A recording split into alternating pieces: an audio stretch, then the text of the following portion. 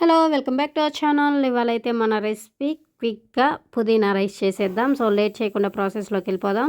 So దానికి కావాల్సింది అయితే పుదీనా, కొత్తిమీర, అలానే పచ్చిమిర్చి, అలానే చిన్నులపాయ అనమాట, గార్లిక్స్, అలానే కొంచెం వాటర్ యాడ్ చేసేసి అలా బ్లెండ్ చేసుకున్నామంటే ఇలా మెత్తని పేస్ట్ అయితే రెడీ అయిపోతుంది. సో రైస్ కూడా రెడీ అయిపోయింది.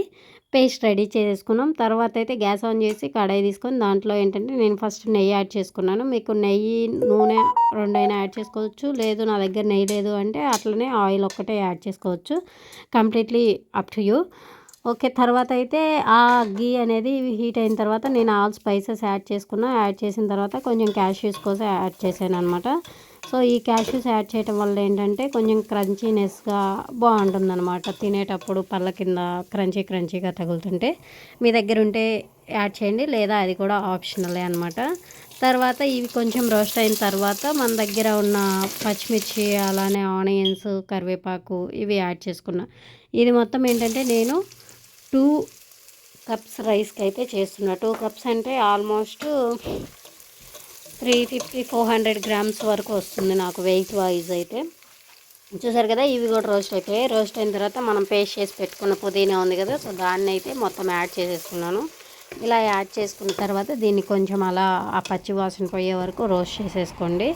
రోస్ట్ చేసిన తర్వాత మీకు అవైలబుల్లో ఉన్న స్పైసెస్ అన్నీ యాడ్ చేయండి. లైక్ మరి చిల్లీ పౌడర్, గరం మసాలా, జీరా పౌడర్, అలానే కొరియాండర్. ఇలా ఇప్పుడు తెలుగులో చూద్దాం. కారం, ఉప్పు, పసుపు, అలానే ధనియాల పౌడరు, జీలకర్ర పౌడరు వేయించి పొడి చేసుకున్నది. జీలకర్ర పౌడరు ఆప్షనల్, గరం మసాలా వేసినా సరిపోతుంది. సో ఇవన్నీ యాడ్ చేసేసి మొత్తం ఏంటంటే ఇలా రోస్ట్ చేసుకొని అలా పెడితే ఆయిల్ ఏంటంటే పైకి ఇలా సపరేట్ అయ్యి తెలుస్తుంది మనకి. అలా అయినప్పుడు మనం ఆల్రెడీ ఉడికించి పెట్టుకున్న రైస్ ఉంది కదా, ఆ రైస్ని అయితే యాడ్ చేసేసి కలిపేసేయటమే.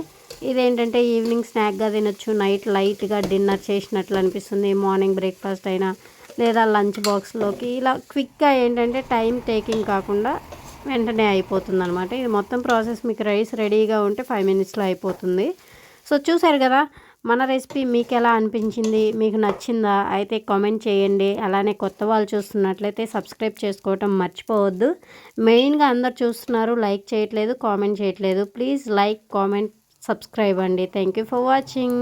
ఇలాంటి వీడియోస్తో మరెన్నో తీసుకొస్తాను మీ ముందుకి. నాకైతే అద్దరిపోయిందనమాట. బాయ్.